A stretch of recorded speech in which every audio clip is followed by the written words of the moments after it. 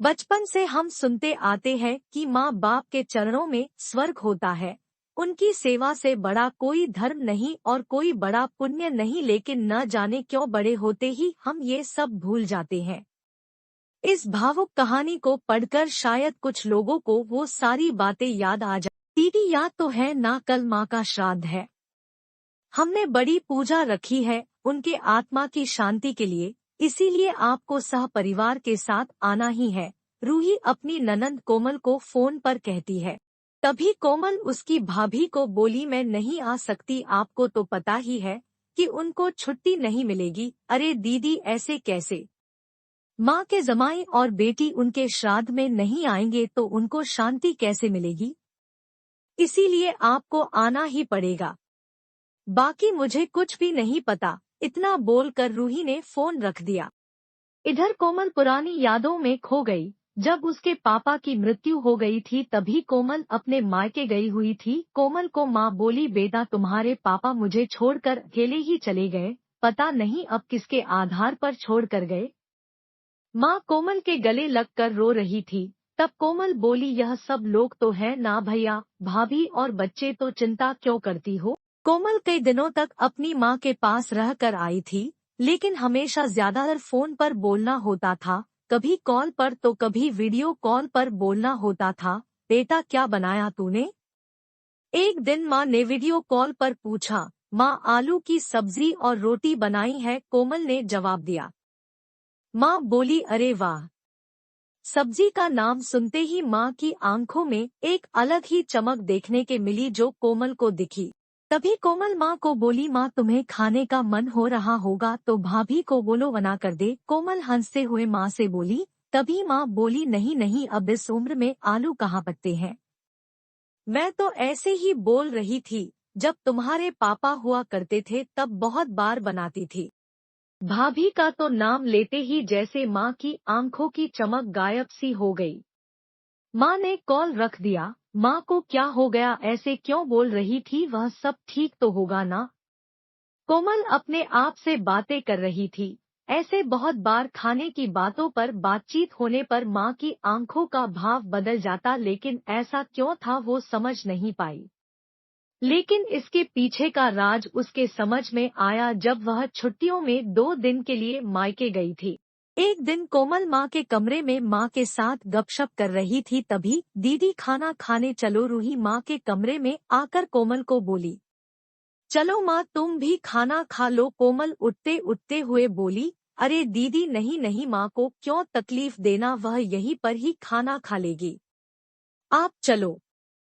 रूही बोली, लेकिन भाभी, लेकिन वेकिंग कुछ नहीं दीदी, आप चलो, माँ के घुटनों में दर्द होता है, इसलिए माँ कमरे में ही खाना खाती है, रूही स्पष्ट रूप से बोलती है। तो फिर भाभी मेरा भी खाना यहीं पर लाओ, हम दोनों साथ में खाना खाएंगे, ऐसे कोमल अपने भाभी को कहती है।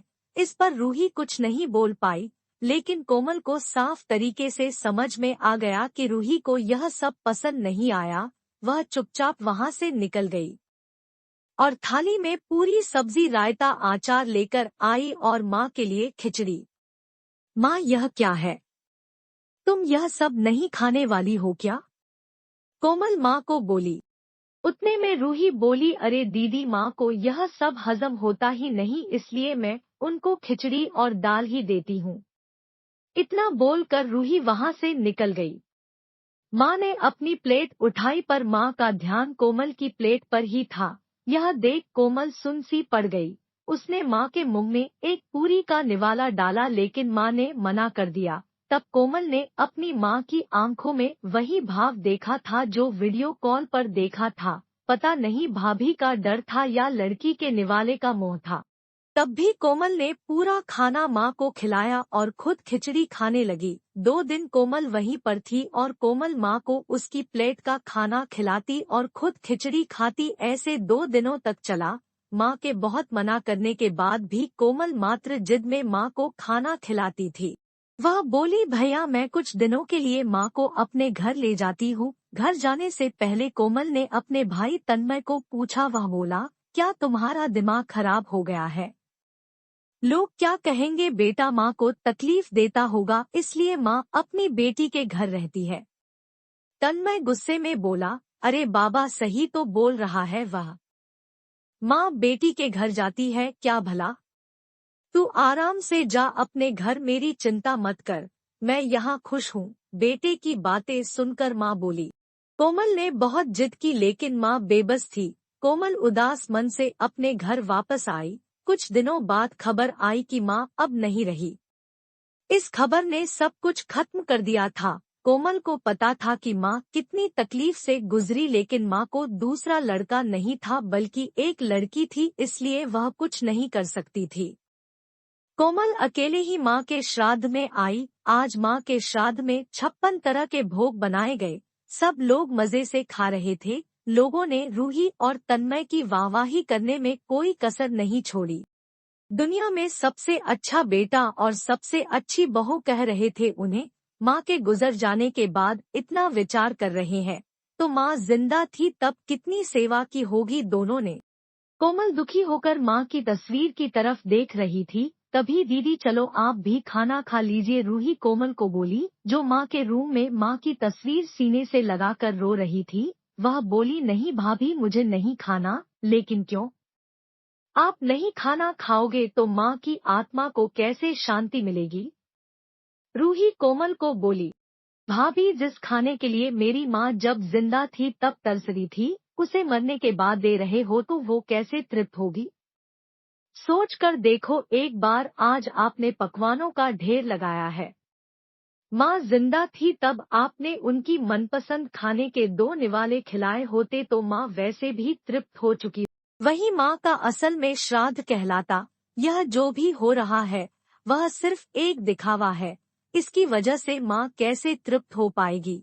और जो घर से मेरी माँ अतृप्त होकर चली गई वह घर से मैं कैसे खाना खा सकती हूँ भला? कोमल चीरकर रूही से। तभी वहाँ पर तन्मय भी आ गया।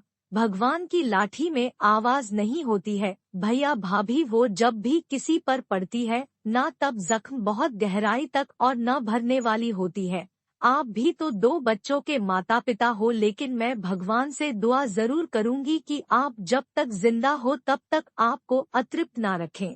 माँ ने तो अपना वनवास भोग कर कहीं नया जन्म लिया होगा, लेकिन आपकी जिंदगी बहुत बड़ी है। कोमल यह सब बोलकर माँ की तस्वीर लेकर चली गई। पीछे रूही और तन्मय की गर्दन शर्म से झुक गई। दोस्तों, माँ बाप जिंदा है तब तक उनकी सेवा करना, उनकी हर इच्छा पूरी करना, वही उनका असली श्राद्ध होता है। उनकी मृत्यु के बाद कितने भी 56 भोग बनाए सब व्यर्थ है।